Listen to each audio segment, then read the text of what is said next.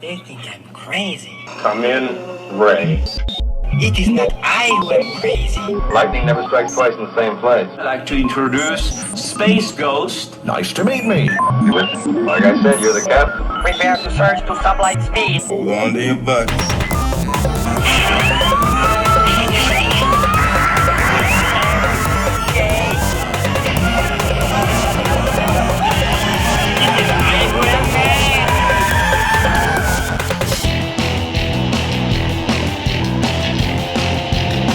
Don't move.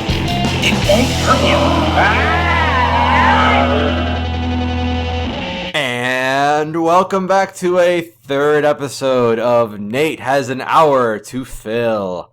And tonight, I am your host and moderator, Phil Maki. With me, as always, is the ever intrepid and dashing and daring Nate Heberlein. Nice to be here. I'm excited for the third show. It's good. I keep not wanting to say what number we're on, and then I end up doing it. Well, because if somebody decided to jump in and they hadn't watched the first two, and they were like, well, what number is this? I think it's a good idea. Okay. So I just feel like it'd be funny if we were like, welcome to the 105th episode. I don't know. Or like an odd number, like welcome to the 77th Hunger Games. No, I'm kidding. I'm sorry, guys. Hunger That was Games. not. That's right. That was not what the show's about. No. Tonight's episode, I'm very excited. I can't wipe this grin off my face because tonight is dedicated to Batman, and he is my all-time favorite superhero. I know I'm alone in that. And the world's greatest detective. He is the world's greatest detective. So tonight we're going to be opening what I like to call the perpetual Batman can of worms, because whenever I get talking about Batman, I don't stop. It's true. He goes on forever. He just keeps talking. I do. And I'm going to wet my whistle before we get started here. All right. So speaking of which, while Phil takes a swig, we are. So it was decided that we were going to do kind of showcase, kind of feature a new drink, a new beverage, non-alcoholic, every time that we do one of these shows. And this time, Phil provided the beverages, and I have to say he's got very good taste because he chose a orange cream soda. It's a Virgil's microbrewed orange cream soda, and I think the company that did this was Reed, right? Yeah, Reed. Yeah, Reed. REED, and the website is www.virgils.com. VIRGILS. The description below the episode will probably have a website if I remember to do it. Yeah, chances are there'll be a link to it. Anyway, our hopes down the road is to I won't get too much into it, but is to get sponsors and showcase drinks and whatnot. So that's kind of something that we decided to do from the beginning. Anyway, so we'll be sipping on this throughout the show. Yes, I think it has pieces of orange peel in it, because I think that's what you said. Yeah, that's what it looks like anyway. And if it doesn't, then I don't know what that is. That if it's not orange peel, there's something floating in my drink. There's something floating in my drink. It's time for everybody's favorite game show. What's floating in Nate's drink, ladies and gentlemen? Nobody knows. Nope, that's not a game. I'll find out once I get to the bottom of the bottle. Yes, well, if I see you passed out on the concrete, I'll know why you never left the apartment. That's right. That's right. I decided to stay. Right, passed out on the concrete. Yeah. I guess I really didn't decide to stay. No, that's not really a decision. That's more of an unconscious, involuntary reaction. No pun intended, because, No. Anyway, yeah. So what were we talking about? Batman. Yes, oh my gosh. So much to talk about. I think this is the first time I've ever seen Phil get sidetracked from talking about Batman. It's true. So, in fact, I was thinking about today's episode before you came over, and I was thinking that this won't be enough time. For Batman. No, we honestly, this session could be, a few hours, and we would still be talking even after we stopped recording. So right. So what I decided to do was tonight to focus on film land of Batman, which even that means we're not going to have enough time. But I know there's so much with Batman. There's comic books and there's TV and movies. We're going to focus on TV and movies tonight. And it'll probably get. I'm sure we'll at some point kind of go back and forth between the live action, like what Hollywood's doing, and then also the DC animated movies, slash animated Justice League series. So Good stuff. So yeah, and we got new movies coming out, which is always it's always discussion worthy. I was gonna say it's great fodder for our show. That Yes. Anytime we can have a movie that to kind of talk about what might happen in the movie, because nobody really knows, and then once it comes out, we watch it, we go to the theater, watch it, and we can have a whole session on reviewing that movie. So Well, before we, I was gonna say I'm getting ahead of myself on I that know one. we're not. I mean, we can get started. We totally could get started on Batman right away, but I still wanted to ask you how you were doing because Nate. Although I have seen you recently. We did. We grabbed lunch. What was it? Within the last week. Well, we did Chipotle. We did Chipotle, but And we also did a movie. We also did a movie. That's right. We Yes. saw. It was a really good movie. Man from Uncle. That's right, Man from Uncle. Sorry, I just drew a blank on that one there. I was just watching you. It was like watching like the wheel in your brain slowly stop turning for a moment. It was kind of funny. It came to a standstill, and I don't know why. Because it really was a great movie, honestly. It was awesome. Phil and I have been looking forward to that movie for how long now? I mean, at least 8 months. Oh God, yeah, I think. the better part of a year. Ever since we saw the trailer for it, and we were sitting in the theater. I forget which movie we were seeing, and Phil goes, "Oh my God, a Guy Ritchie movie!" And the rest is history. For those of you that don't know who the responsible man is for making the Sherlock Holmes movies with Robert Downey Jr., there you go. that would be Guy Ritchie, and now I am a very big Guy Ritchie fan. So Yes. he's very involved in this new movie. Yeah. He was he did like screenplay, I think, and he directed it, and he also helped with the screenplay. And crazy stuff. But it's awesome. Go see it. And we're not going to talk about that anymore now. Back to Batman. Back to Batman. So I'm very excited, and we're going to talk. I guess we're going to start off with our traditional of only there being 2 episodes so far. But we're keeping it going. Keeping the tradition going. Passing the torch. So it's time for Nerd News.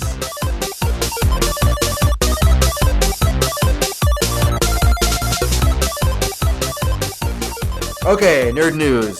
So, for those of you guys who are not aware, though if you're listening to this podcast, you're probably like me and you follow a lot of this stuff online. There are a couple of movies coming out with Batman, live action movies, mind you, and they are coming out in 2016. And Nate, you want to mention those movies? I don't know. Yes. So, one I'm sure people have seen trailers for. The other one maybe not so much. I don't know if it's been thrown around as much. But the all anticipated Batman versus Superman movie, where they kept the same actor from Man of Steel, and then they casted Henry Cavill, by the way. Yes. Which we were just discussing that it was. He was the American agent in Man from Uncle, and I totally didn't put 2 and 2 together on that one. He doesn't even look the same in that movie. No. But anyway, he did a great job in both movies. So, what was I saying? Oh yeah, so they casted. Who did they cast for Batman? Ben Affleck. Ben Affleck. Thank you. Which I'm going to reserve judgment until I see the movie, so I won't say any more on that. But so Batman versus Superman, which comes out in spring 2016, and I am actually pretty stoked just to see if it's going to be awesome and legendary or if it's going to tank. So I hope it's not the latter. But they're coming out with a movie, Suicide Squad, and that's going to be possibly the origin of Joker, or, and kind of obviously the origin of the Suicide Squad, and Batman's probably going to make an appearance, and yes, and he might make an appearance. Hopefully, hopefully he does. But the news that was just released, if you guys hadn't read about it recently, is that for Suicide Squad at least, there have been some photos that were leaked from, I guess, the crew members of the movie, showing the Ace chemical plant. And for you longtime Joker Batman fans, you know that is the chemical plant where Joker fell into a vat of acid and he became white-skinned and force-smiled and green-haired. And pretty psychotic. To boot. So they showed some pictures of that for Suicide Squad, although there's no real guarantee that is for the Joker. But I mean, it's kind of, I'd say it's safe to assume. I would say so, because I don't really the only thing memorable about that place, as far as I can remember from the DC story, for Joker, was that he was, that's kind of how he came to be. So yeah, I'm pretty sure they're going to wrap that in somehow, but who knows? And then the other news bit we just got looking on our desk right now. I totally have news stories printed on my desk. No, I don't. But the other news story right now is that in Batman versus Superman, while this is not really a piece of Batman news, it is a Batman movie. Supposedly, Wonder Woman is going to be fighting Doomsday, which that's kind of interesting because that might actually be our hint of the major villain besides Lex Luthor. It might be Doomsday. Yeah, and that's because before I found out about that, which was about 10 minutes ago, I wasn't really sure. I mean, I knew that movie was gonna go in a direction where Batman. It's as the title suggests, Batman versus Superman. And then when I found out a while back that Wonder Woman was going to make an appearance, I'm like, okay, those are kind of the three main characters in the Justice League, out of the original 7. And so the movie was going to end. I was assuming that the three of them kind of band together and they go up and they have to rely on each other and help each other out to face the the bad guy and whoever that's going to be in the movie. So this is exciting because now I have an idea that it's very possible that Doomsday will be that villain, and that's kind of how it ties the three characters together. Which will be then kind of a segue or cliffhanger into future live action movies. So I'm stoked about that. Yeah, I mean it's intriguing. I think that and you already know because I've told you this. People who know me in person don't have to ask too often or too hard what I will say or think about Batman in general because I'll just throw my opinions constantly. But one of the opinions I've been saying recently, I know Nate knows this, is I really think they messed up a little bit here as far as releasing Batman versus Superman and Suicide Squad so close to the Christopher Nolan Batman trilogy. Mm-hmm. I feel like that was a bad move, and just because we've been inundated with Batman movies. And granted, I'm not going to complain because I love Batman, but I am complaining, believe it or not, because I don't love oversaturating a character, and especially if it's not good oversaturation. So before I get on my soapbox about why it's not good, anything you want to add to that? I'll let you go on your rant in just a sec, but I'll throw in my 2 cents. I do agree that it was not only was it too close in proximity to kind of the trilogy, the Christopher Nolan trilogy of Batman, to do a Batman versus Superman and also a Suicide Squad where Batman is there all over the place.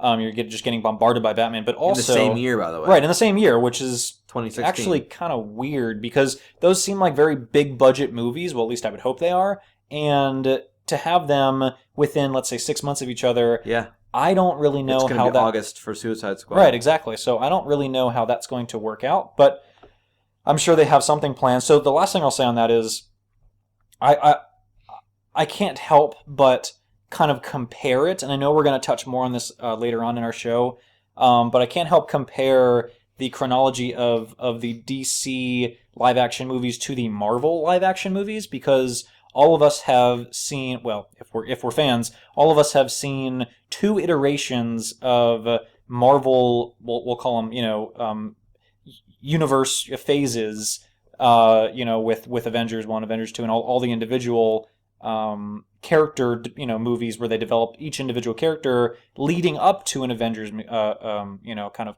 collaboration movie. So that's kind of been how people have accepted live action comic book movies, and for DC to throw a wrench in that and just do their own thing and come out with a all-inclusive movie first, and then over the next few years start doing one-off stories for each of the characters is a little backwards in my opinion, but that's probably a biased. So I'm gonna cut you off / add on to what you're saying because for those who don't know the layout or the map of the DC movie universe good call. Timeline. Yes. What Nate is referring to when he says starting with a group movie and working backwards.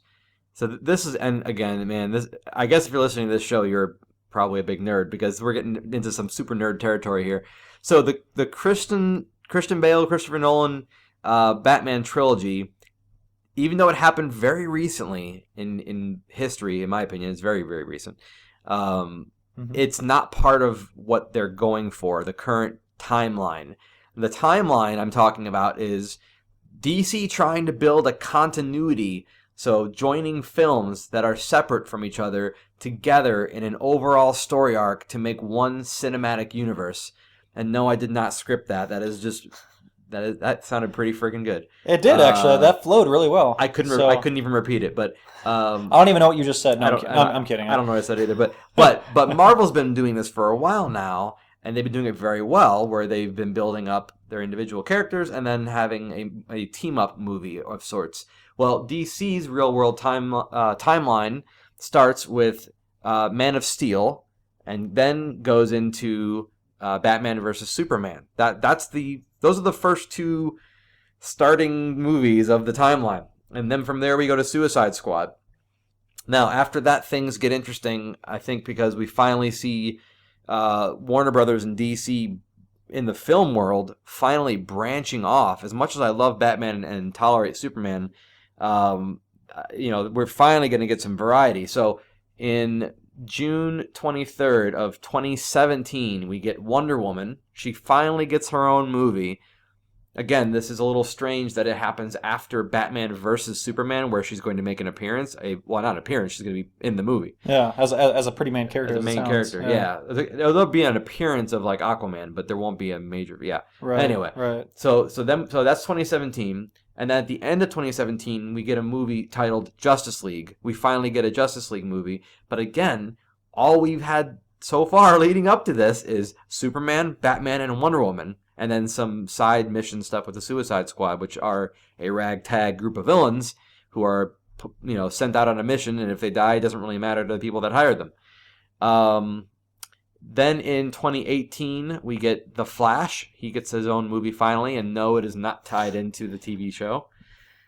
And, which I'm okay with. Yeah, although the show's really great. The show's a great show for as just a standalone series. Yeah. But I think they need to do their own thing with this timeline with The Flash. So yeah, exactly. And then July of 2018. So then again, that's March for The Flash, and we get 4 months later. And we get an Aquaman movie. Oh, gosh. It's very, very close. And then out of nowhere, April of 2019, we get a Shazam movie. I did not think they would have made a Shazam movie, but they are making a Shazam movie. So that's 3 films after Justice League. That's The Flash, Aquaman, and Shazam. And then we go into Justice League 2, which is June of 2019. And the last 2 films on this list are Cyborg. He comes out in 2020. And then later in 2020, literally 3 months later? No, 2 months later. Oh my gosh. 2 months later after Cyborg movie, we get a Green Lantern movie. Another Green Lantern movie. Well, but look at the amount of distance. I was going to say, but there's a lot of the distance. last Green Lantern movie came out in 2010. I don't know. I'll look it up. But anyway, it's more than more than half a decade. So I don't know when Green Lantern came out. I was going to say it's actually probably close to a decade. Yeah, yeah. But while none of that is directly related to Batman in this conversation, I'm bringing it up because I'm a big DC fan in general. 2011 for Green Lantern. So big fan of the DC universe, but Batman's obviously going to be I would assume playing a part in at least the Justice League movies. So it's just interesting to see how they're spanning that out. That is a very weird way to break things up. And what I was saying to Nate earlier, and to anybody within earshot when I say this stuff, is that they really could have reversed some of that. I personally would have not done Man of Steel, and I would not done Batman vs. Superman. I would have maybe started, not even Suicide Squad, now that I think about it. I would have actually started with Wonder Woman, to come out first, and then after that maybe even done The Flash and Aquaman. those three characters. And I understand this is a new universe, and they wanted to establish the main three, and the main three being Batman, Superman, and Wonder Woman. But we already know a lot about Superman and Batman because we've not been having a shortage on those characters for a long time. They just keep remaking them with different casts and different directors, and you know, some are better than others. Yes, but yeah, I agree that it's just been done to death, and yeah. They could have done Wonder Woman, Flash, Aquaman, and then Justice League #1. That's what I would have done. And then after Justice League #1, then maybe a Suicide Squad movie just to have like an offshoot, because it's not truly a superhero movie. It's So would you have done a Batman? But would you have done the Batman vs Superman before Justice League 1? It's hard, I guess, without seeing the movie. It's hard to say because I don't know what they're going to do in it. I guess maybe they're going to join them up like they're going to become. But see, Batman's always been, okay, now that I think about it, maybe it would have been Wonder Woman, The Flash, Aquaman, and then maybe Batman versus Superman. Because I was going to say, because if that's kind of the first, I would have done that. Just what you said, because kind of having the segue into the first Justice League movie, yes, be the Batman vs Superman, where it showcases. That's a good point. Batman, Superman, Wonder Woman, and.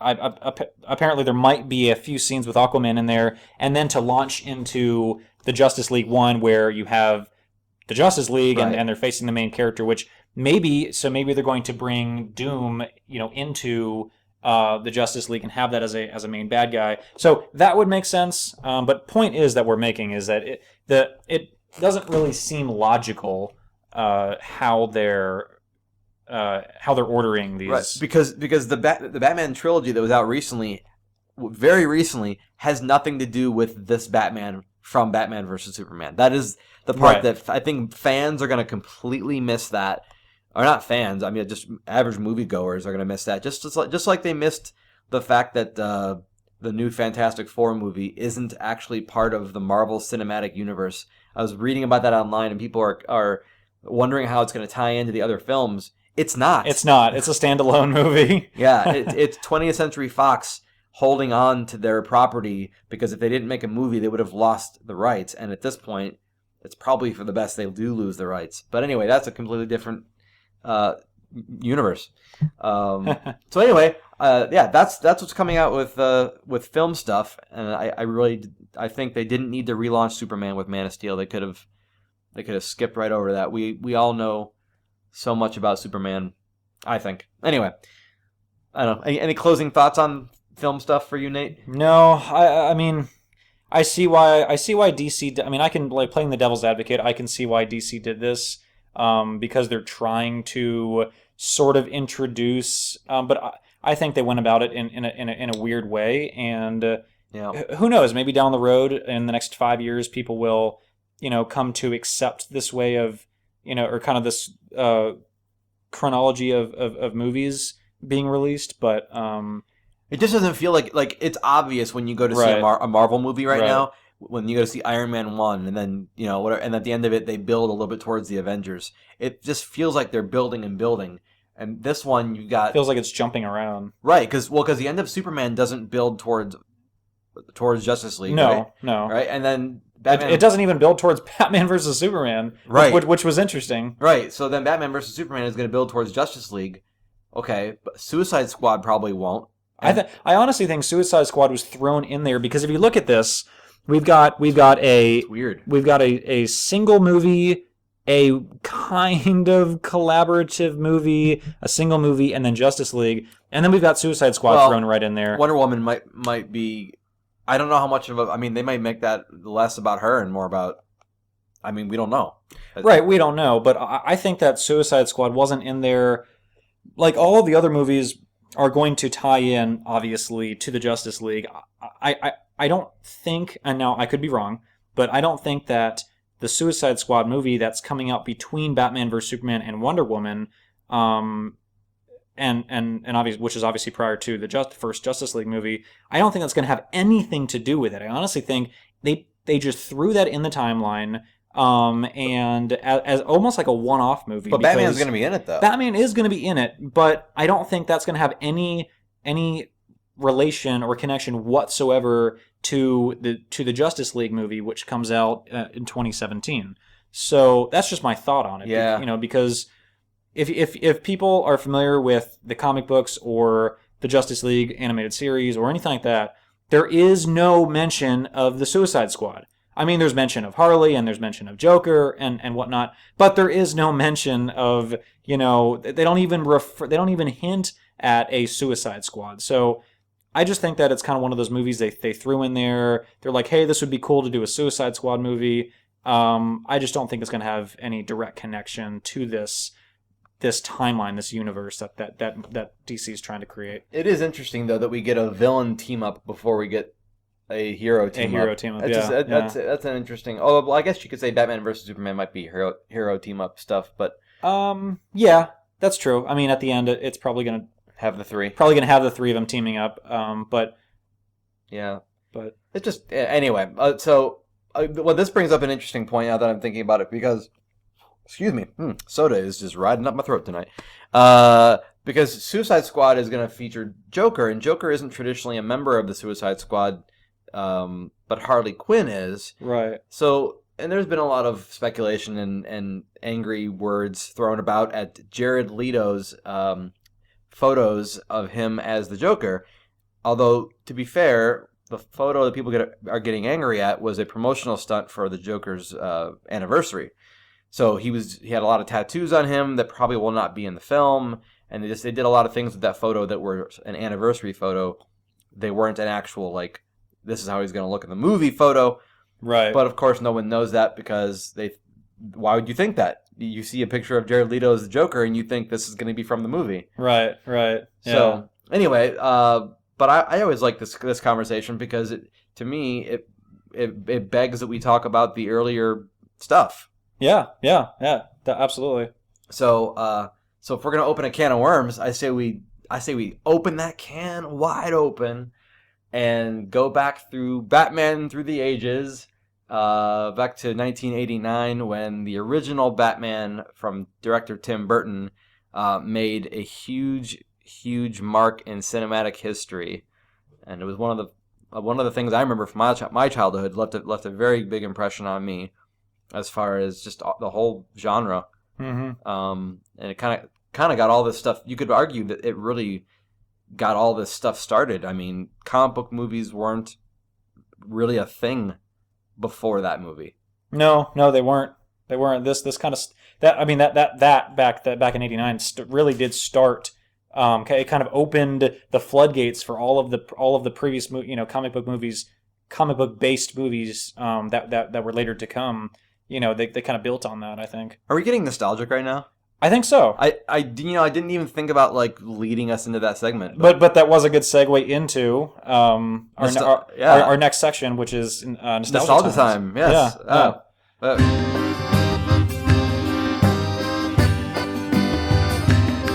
Okay. It was anticlimactic, but we got there. Yeah. So here we are. I guess we'll talk about Batman through the years. Yeah, Batman through the years. The film Batman through the years. And I guess we'll include TV in there as well.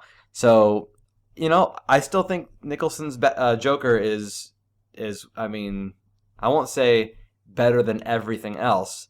However, I will say you can't deny that he is the Joker. Yeah.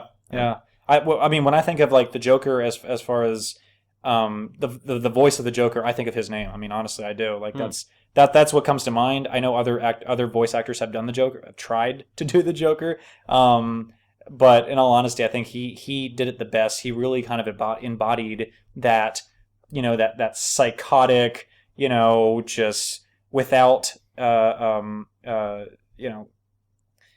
not thinking what's going to happen, just doing, Mm-hmm. and he really did capture that.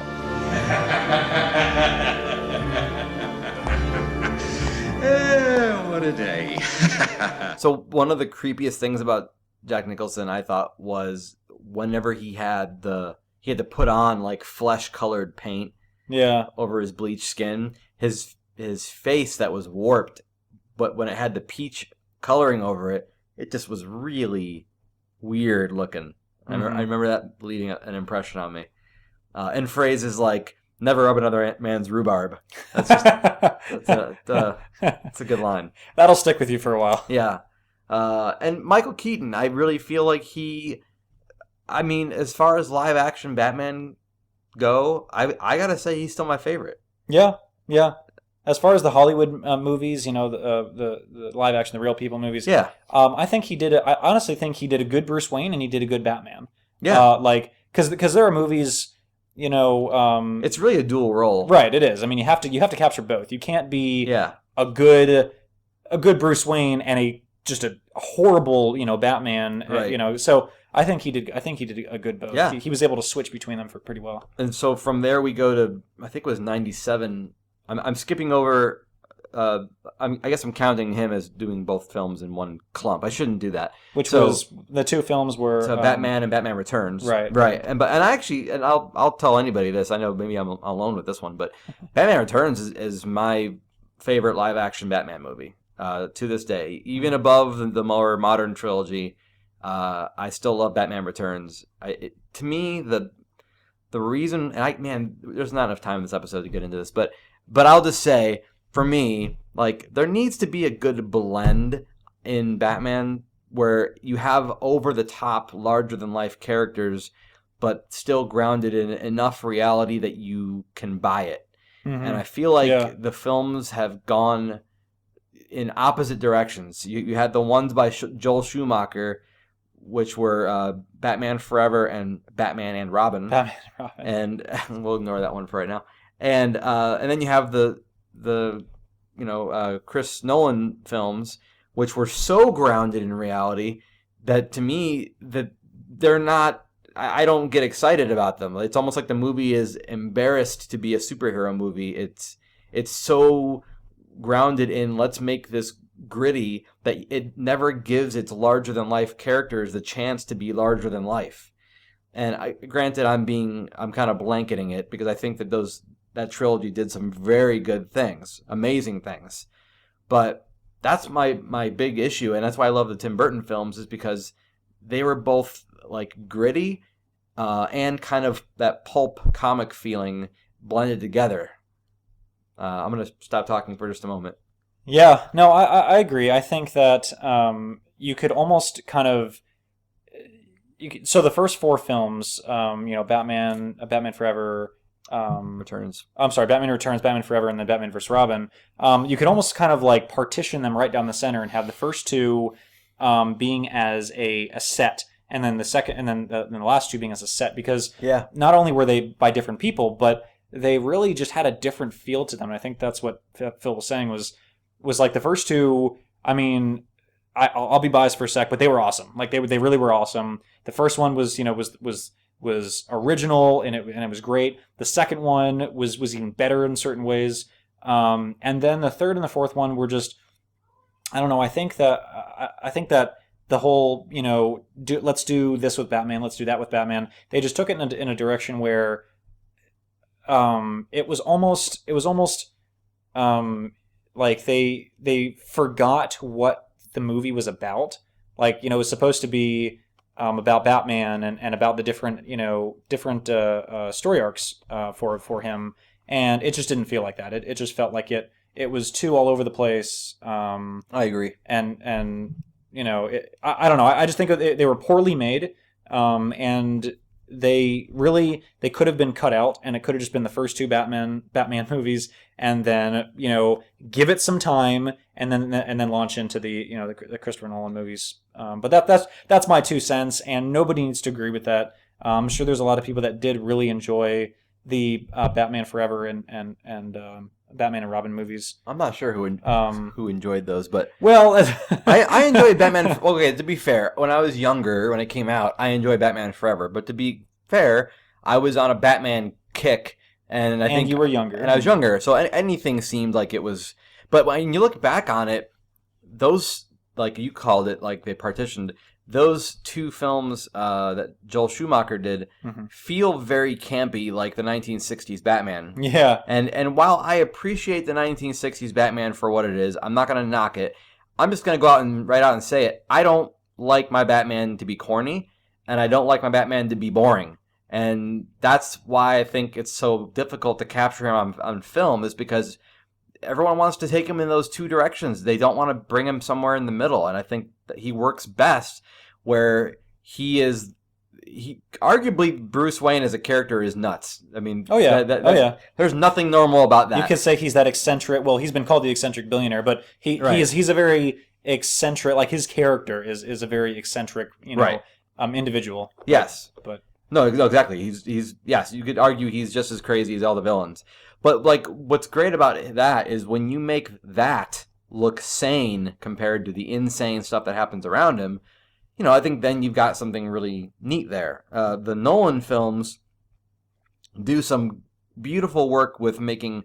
they're great films. Like, the films themselves are great films. Now, that being said, I have a lot of problems with the third one. The third one being a great film, I'm iffy on that. I was going to say, to start the inaccuracy. Yeah, there's just a lot of plot holes, and I'm not going to go fanboy and say you have to stick to the comics, but what I am going to say, because I'm going to try to keep all this, my statements kind of brief. I know I'm failing already. But what I am going to say is this. So, what I love about Batman, this is just bottom line. I love like the psychology behind it. I love that his characters are so cerebral. I love that there are characters that their big hang-ups are happening in their head, and that manifests into something outward. That's why I've always loved DC over Marvel. I'm not anti-Marvel, but Marvel's always been very, in my opinion, what you see is what you get. And with Batman universe specifically, I know DC is more than Batman, but really it's Batman for me. With the whole Batman universe, so many of those characters are just these really interesting, crazy humans who have had real tragic things happen to them, and they're all a little bit different, but then they manifest into something. And then Bruce, he can't bring himself to make the ultimate deed and kill these people. So what does he do? He puts them into lockup in the asylum, and then he is constantly faced with his moral choices because they keep escaping and they keep coming back, and he has to face them again. And I love that because I feel like there's a lot of poetry in that. And the problem when you kill off a villain, I'm just gonna say, we'll just talk. I know the other movies did it, but with the Nolan trilogy, if you're going to build up the creation of Two-Face for an entire movie, only to kill him at the end after he just becomes Two-Face, and then you're going to make a third movie that is arguably detached from the overall storyline, I can't get behind that. They could have had a really amazing trilogy if the third movie had been the Two-Face movie. I mean, literally, you don't have to bring anybody else into it. No more villains. You could have had just the reign of Two-Face, and it would have been great because you could have gone back and watched the second one with all the great things that the Joker contributed to that movie. But it's also this rise of Two-Face, and it's a character that doesn't get a lot of screen time. And when he got screen time the last time, it was with Tommy Lee Jones doing him in like he was trying to one up Jim Carrey the whole time. Yeah. I'm not bashing Tommy Lee Jones as an actor, but he did not do the character Two-Face any justice in that movie, and that was one of my big complaints. It might have been the director's fault. It might have been the director's fault. That's true. I'm not going to really get into it, but to Phil's point, I mean, yeah, I think that Two-Face is, if you're an avid Batman fan, is a very main villain in that movie, but he really doesn't get a lot of attention, especially in the live action movies apparently, and so. To have a movie where you can build up to duel, you kill two birds with one stone in the second movie. You fully build out the Joker storyline, and then Batman captures him at the end, and you're assuming he locks him away. Great, but also the second movie built up Two-Face and like Phil said, that could have been a fantastic segue into the third movie, which could have been all of the different, villainous deeds that Two-Face causes that Batman has to chase him around and capture him in the end. But it didn't. The best thing that those movies did, and I stand by this, is to me they got it right the most with Scarecrow. Oh, gosh. Because Scarecrow is in all three movies, and he keeps coming back and getting put away. And at times he's actually a point of humor. Like his character he's kind of laughable, but that's what's great about him is some of these characters are pathetic, and when they're at their worst, meaning at their best, as a villain, they are terrifying. But when they're at their lowest, they're exposed for the pathetic human beings they are. And I think that's what makes the whole cinematic universe for the Batman storyline so rich. They have so much they could pull from. And I'm gonna shift gears into the animated world at this point, because particularly this conversation about Two-Face, I love how they handled Two-Face in Batman the Animated Series from 1992. What's brilliant about it, and they kind of did it a little bit in the Christopher Nolan movies, but Harvey Dent, which is who Two-Face was before he became Two-Face, and Bruce are friends, at least in the animated world. There's always different versions of things in the comics, but I'm sticking with the film and TV stuff tonight. So what's great about that is throughout the series, Bruce is always trying to talk down Harvey, and Harvey has an anger issue, and he has a repressed secondary personality that stems from his childhood, and it's a really interesting storyline. And then the accident that blasts off half his face brings out finally that bad repressed personality. And in the Nolan films it wasn't that at all. It was it was losing his girlfriend, and being basically it was, well, I'm sure everybody's seen that movie by now, but it was just like, Batman has a choice to save either, the love of his life, or Rachel, I think was her character name. Rachel, or Harvey Dent, who's the district attorney. District attorney. Sorry, I almost said mayor. Who's a district attorney, and surprises everybody by saving him instead of her. And really, it's he pulls him out of the explosion so he doesn't die, but he's laying there with his hands tied behind the chair, and the fire. Gasoline. Yeah, getting the gas because he's laying in gasoline and the fire burns off half his face. Anyway, it didn't show like the connection that Bruce and Harvey Dent really had. Right. Which I kind of wish they had. Yeah. Expanded that more. Well, but just think about it. I'm not saying that losing a loved one can't trigger horrible things, but the Nolan trilogy. Apparently, that Rachel girl was the linchpin of the entire trilogy, because when she died, you got Harvey becoming Two-Face, and you have Batman going into retirement, or hiding or whatever for eight into years. Into hibernation. There you go. Yeah. There's an 8-year gap between the second and third movie for that trilogy, and I mean, I know there's more to it than just her dying, but that was a big part of it. Yeah. And I just feel like because the other part of it was at the end of the second movie, he dropped, just to save, to save the kid and Commissioner Gordon, and so he dropped and he hurt his leg or whatever. So the third one starts where he's hobbling around in his big mansion, with a walker, and he's this, he's hasn't shaved in forever, and he's just, this older person who has given up on life and has given up on being Batman. I don't know. I don't really. That whole trilogy, he didn't want to be Batman. The whole trilogy, right, and the trilogy ends with him not being Batman anymore. Right, exactly. So why would I mean, even though I know people love those movies, why would I care about a character who isn't even wanting to be there the whole time? I want to be there, and I want them to enjoy being there at least a little bit. And it didn't come across that. I mean, I know what an anti-hero is, but there's a point where the anti is so anti that it's non-existent. Right, exactly. And it just felt like he was begrudgingly Batman. Yeah. And it just a very unfortunate. He had to do it.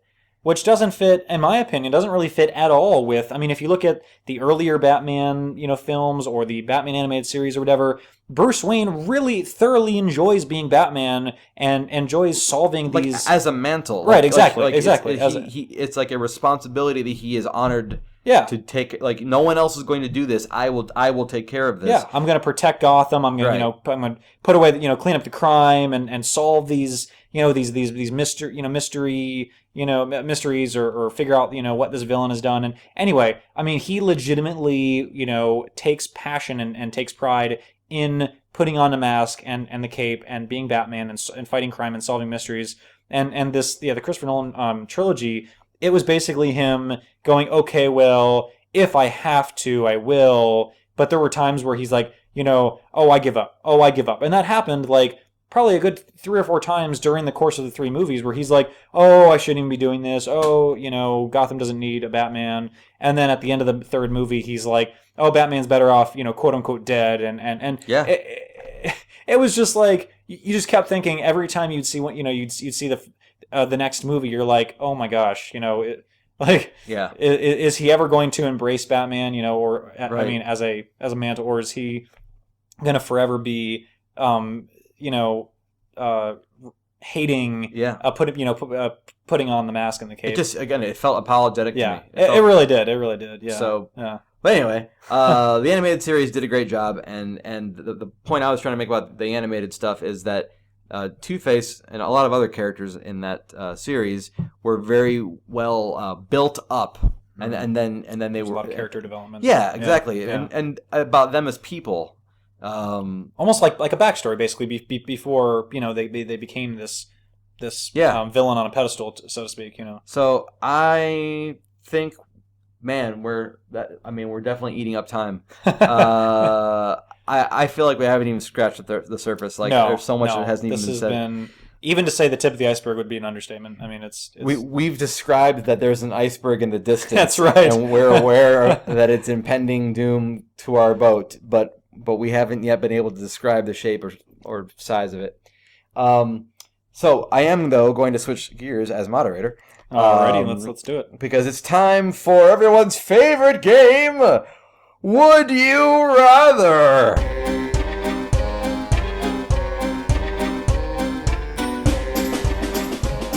Man, that belch was actually burning my nostrils. I got to be careful with that. You didn't hear it at home, but I just did a silent burp, and it just like flared in the back of my nostrils inside my brain cavity. It's like when you have a fizzy drink and you kind of have my gosh. that silent burp, but like your nose burns. Like, man. Everybody hates that. I don't know about you, but like, I don't know if this has been the way it's always been for me, but ever since the last couple of years, if I sneeze, like, I have to go and get a tissue. Like, I'm not. I don't mean like I'm like my nose is dripping, but I mean like if I sneeze, something has been dislodged, and then like if I don't go get a tissue, the next 10 minutes I am just sniffling. I don't know what caused that, but I don't remember that being a thing when I was younger. No, because when you're younger, you sneeze and you're like, okay, and you go and and you're running around and you're having fun. Well, I distinctly remember going like that. And that taking care of it, and just sort of sucking it back up there. It's And now I do the sniffle thing, and I find myself like doing it another 30 seconds later, and another 30 seconds later. I'm like, I probably should go get a Kleenex at this point. So and flush out whatever you just dislodged. I do, not to get gross, but it's something that I noticed. Anyway.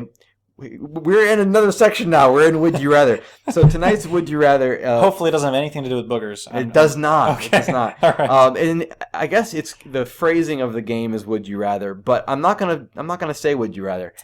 So you're changing the rules. I'm not. I'm changing... Okay, I am. But I'm not. I'm changing the question. Okay. So I'm going to say... Because there's so many great Batman villains... And this is a discussion that I always love getting into because I know what I would rather. See, it still ties to the Would You Rather. Kind of rather. Okay. So, if you were going to be able to decide, let's say they made a really good Batman movie. I know it seems impossible. I was going to say. just like until Rocksteady Games, it was impossible to have a good Batman video game. That's true. So, and if you end up hearing noises in the background, it's because my cat is playing with the blinds, the puller thing. I don't know what he's doing. He's trying to pull the blinds open. Strings? The pull strings. Yeah. It looks like he's trying to pull them open. Or he's trying to close them. Well, they're kind of closed. Yeah, but they're like the upside down closed. Yeah. They're like the upside down closed. Look, he's opening them. He's actually opening the blinds. Oh my god, he's opening it. Wow, he just opened the blinds. I don't know if that was intentional, though. I think his claw was caught. His paw was caught. No, but he did. He opened. Look, now he's looking outside. He did. He opened my friggin' cat. Friggin' opened the friggin' blinds from the pull string. And I can tell you the reason why he's doing this. He's doing this because I recently bought a bird feeder. or as I like to call it, the TV for the cats. And look at him. He's like looking at He's like pulling down the blinds. I should get a picture of this. Of course I say that and he walks down. He's standing on top of my dirty laundry pile, which has gotten larger than it should have. And he opened the blinds and he's looking outside to see if there are any birds or the squirrel. Either that saw. or I was going to say his friend he made earlier, the squirrel. So I don't know. Anyway. Wow. So, okay, we got talking about you sneezing, and then we got talking about your cat opening. I know. Which, that was actually a pretty awesome feat. I've never seen a cat open the blinds before. That's pretty cool. So that was, I have a smart cat. That was impressive. Yes. That was impressive. I'm really good at moderating. Okay, so tonight's Would You Rather is who would you rather... So it's a who, not a what. Right, but it's still a would you rather. It's a would you rather. Who would you rather be the main villain in a Batman movie? And there's actually a lot of villains to choose from. There is. Oh, and I will give you one little out. I will say if you want to be like every other superhero movie that Batman's been doing, with the exception of the first one, I guess. If you want to do a supervillain team up, you can have like a main villain and a sub villain or whatever. Oh, so, I see what you're saying. Yeah, okay. like if you want to have like Penguin and Catwoman was Batman Returns, or which was which was that worked very well. That actually did work very well. Yeah. That was your favorite movie, right? It is, yes. Yeah, but so, you can't pick that team up. I'm not going to pick that team up. Okay. So who would now we're assuming that some director has managed to make actually make a good, enjoyable Batman movie. Like a solid Batman movie. Yes. Okay. Let's pretend that the voice actors, who by the way are my particular favorite, I never mentioned that, but my favorite Batman and Joker are from the animated series, which is Mark Hamill for the Joker and Kevin Conroy for Batman. Just gonna put that out there.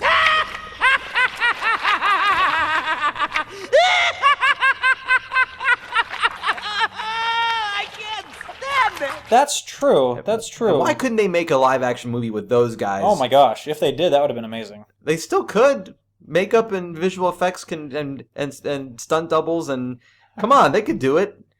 Come on, guys, do it. Anyway, sorry. If they're listening to this, which that would be great if they were. It'd be great if they're listening to this. That actually really would be cool. Okay, I'll answer the question. What villain would I prefer to be in a good, solid Batman movie? Live action Batman movie. Doesn't matter how popular you think it will be. Right. Oh, gosh. That's a tough one, honestly. I mean, God, there's how many villains just in the Batman universe? I would say there's at least 30. You say at least 30? Yeah. Honestly, okay, so I have an answer, and I'll kind of back it up. So, so now, assuming this was done right, assuming that they had a good amount of character development, assuming they had a good amount of, Batman versus this villain, and assuming they had a good wrap-up, and assuming the character was casted correctly and not voice acted, but, embodied, the villain properly, I would have to say Poison Ivy. Okay. So, now I know a lot of people don't count Poison Ivy as a main villain. Oh no, she is. She's and I think she is. Yeah. And I don't think she gets enough limelight that she really should. Yeah. That's awesome. So I'll say that, and then I'll kind of say why, because the only Batman movie, not animated, where Poison Ivy was a villain, was even in the movie, was Batman Forever. Right. And that not Forever. Or Batman and Robin. And Robin. I'm sorry, I got those two mixed up because it was Mr. Freeze yeah. with Arnold. Oh, don't even get me started on that one. Yeah. I won't. And then what's her face who played Poison Ivy? I don't own those for a reason. Right. Uma Thurman. Uma Thurman, thank you. And we were talking about this a while back, where he's like, yeah, I only own the first two out of the original four. And anyway, so I would say Poison Ivy because so Uma Thurman didn't do her any justice in that movie. That movie was god awful. It was poorly put together. And speaking specifically about Poison Ivy as a character, as a villain, I mean, she got the shaft in that movie. Honestly, she did, and it was so corny how they did her. and so I think that she needs a movie where. She needs redemption. That's absolutely true. Where because if you read the comic books, or if you're not a reader, if you're more of a movie watcher, if you're not a reader, if you can't pick up a book and read. No, I'm kidding. But if you're not a big reader and you really just prefer to to watch the animated series or the movies, really that actually is a really good story of Poison Ivy, and it gives the backstory, it gives how she became a villain, it shows all the different bouts that Batman had with her, and so I think they definitely could make a live action Batman movie with Poison Ivy. Now if you're going to ask, follow-up question, who would you cast as her? I have no idea, because I would really need to. I was going to ask. You said how many belts he had with her, or bouts? Bouts. Oh, okay. Sorry. I was like, he only has one belt. He's got a utility belt that has everything on it. Yeah, including the shark repellent spray, the bat shark repellent spray. Anyway, sorry. That's so you don't know who. I wasn't going to ask you that, but that actually is. It's a good follow question, yeah, and I guess I kind of shot myself in the foot, because I don't have an answer. I'm going to ask you. I don't have an answer for that one, because I would need to. You have to answer it. I would need to put the movie together, at least a storyline or a script for it, and then figure not at out. All. You can't go based off of just like who you like in films. Well, I mean, I can tell you right now who I'd cast as Poison Ivy. Really? Yeah, I can't remember her name, but I know the chick from Jurassic World. Oh, Bryce Dallas Howard. Wow, I couldn't have just rattled that off. I don't know how I. By the way, I don't know how I did that. That was really weird. So wait, so you're talking about the one who the main girl, the main woman who that ran the park. Oh, so you would have her as Poison Ivy? Yeah, she'd be great. I don't know if she'd be a good villain. And if not her, she could totally pull it off. And if not her, then I would say, I can't pull that name trick twice. Is it Zoe? I can't remember her full name, but the woman from Prometheus.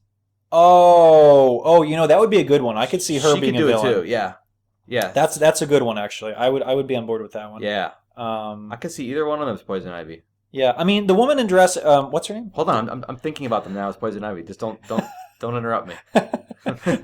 Oh, sorry. He needs a moment. No, I need a moment. So the woman from Jurassic World, Bryce Dallas Howard. Bryce, great actress. She played the role really well in Jurassic World. I mean, maybe not. I don't really know if she's villain material, but definitely the woman from Prometheus. I think she'd be a fantastic. Noomi Rapace. I thought that's a name. Noomi. Noomi Rapace. Okay, sure. Now I never would have guessed that, but yeah, she would definitely be. What did I say? I said Zoe. You said Zoe something. I mean, that's kind of okay. I could have said gooey. That would have been weird. No, okay. So you would have said Poison Ivy. So I could see. Okay, so think that. I just used phone. I just used phone a friend. But I would say So Noomi. I think she'd be a good Poison Ivy. Cool. Well, I have to answer the question too now. I was gonna say So what would be your favorite villain? I've thought about this for a long time. I'm sure you have. And I'm torn between two of them. So I'm not sure if I put them in the same film or not. But you actually could put them in the same film, because I do like the idea of one villain being the muscle and the other one being the brains. Okay. So because of that... So you're talking about a villain team-up. Well, what I mean is, if it's not a team-up, at least part of the film has muscle and part of the film has psychological. Do they ever work together? They don't have to. They don't have to. So kind of like how in the more recent trilogy, Scarecrow made an appearance in the beginning of the movie, right, and then is quickly defeated, and then you have another villain come in. Okay. I actually like that quite a bit. I think that's kind of neat. That's fair. Even though I'm not a big fan of this particular series, the animated series Batman Brave and the Bold, one thing I actually do like that show does. Again, I don't like my Batman cheesy, so even though it's a good show, I don't prefer it, but they always start the episode off with the end of a case, and then they go into the episode after the credits start. But the beginning is always like this little wrap up of something that never actually was explained anywhere else. So anyway, what I was going to say is the two villains I would have in a live action Batman movie are Clayface. Oh gosh. And with the CG effects we have now, it wouldn't be a problem. Yeah. And the ventriloquist. Ooh. And those are two of my personal favorite villains. I mean, Scarecrow has always been a favorite, but they've already done him very well, I would say. So, so besides Scarecrow and Joker, which I love both of them, my other two favorites are Clayface and the Ventriloquist. The Ventriloquist, I think, really would make a scary villain. Oh yeah. You could. I mean, if you don't like puppet movies, I mean. I hate dolls, so it already works for me. And then Clayface, it's just a great visual spectacle. Yeah. And plus, it's always fun to see Batman versus this big hulking monster that and how he takes him down. And that just to wrap things up, that's part of the reason why I rag on the new series is if you want to make a realistic Batman, don't take villains that are otherwise supernatural or larger than life and water them down. If you want to make a realistic Batman movie, take a character who doesn't have supernatural abilities. Like, I would have preferred he did the Riddler than Ra's al Ghul, because Ra's al Ghul is immortal. And they didn't even address that. Or, for example, Bane. Bane can grow huge due to a venom drug that he pumps himself up with. But they didn't do that. So, anyway, stick with what you're good. If you're going to make a movie that's going to be grounded, then pick grounded characters. Don't ground characters who don't belong being grounded to begin with. I couldn't have said it better myself. Thank you. And I think with that, we probably are... Oh my gosh, we're at the end of our time. That's I literally looked away and looked back up, and we just hit our 1 hour mark right here. So we did. Anyway, this has been a great show. I honestly think that we've, like we said, we didn't even scratch the surface, but I think we've covered enough. Surface butt. Yeah, I know. That's Sorry. We haven't even scratched the surface, but I think we've covered enough ground to where and enough diverse topics, all pertaining to Batman, but a diverse amount of topics. That we've covered live action, animated. We've covered all the way from the 80s, 89, and through through future movies that are to come. Yeah. And we've dissected a few of the good and the bad movies. And even did a really good Would You Rather. Well, thank you. I tried. It kind of came last minute. I was actually going to ask you a different question entirely, but I will say, guys, if you have anything you want us to add, I think we should make this a regular thing every once in a while. We should come back to Batman and get nerded out with that. I think that'd be good. But if you guys have Batman questions or ideas, or you think that we're completely off base or that we're right on the money, send an email to natehasanhourtophil@gmail.com. We do appreciate any emails. We've been getting some already, and with some suggestions about future episodes. So we do read all that, and we try to consider it as best we can. Definitely, like Phil said. I mean, obviously we're looking for new ideas, and we're looking for new topics and feedback. I mean, God, feedback. We're really looking for feedback, but we're not opposed to people, posting something on the YouTube channel or emailing us and challenging something that we've said or an idea that we've brought up, because remember, this is us. This is our banter. This is us having a conversation about things we're passionate about, and this is, at the end of the day, this is our opinion and this is our 2 cents. So by all means, if you're sitting there going, man, this is a great show, they've got some good points, but I would like to challenge them on X, Y, and Z, please do that. Points, but man, I gotta bring it back to 4th grade every once in a while. But yeah, let us know what you think. We appreciate the listen. Thank you so much, guys. And if you have a would you rather, I wanted to throw that in there. So if you have an idea for would you rather, let us know that as well. All right, we'll see y'all next time. All right, take care, guys.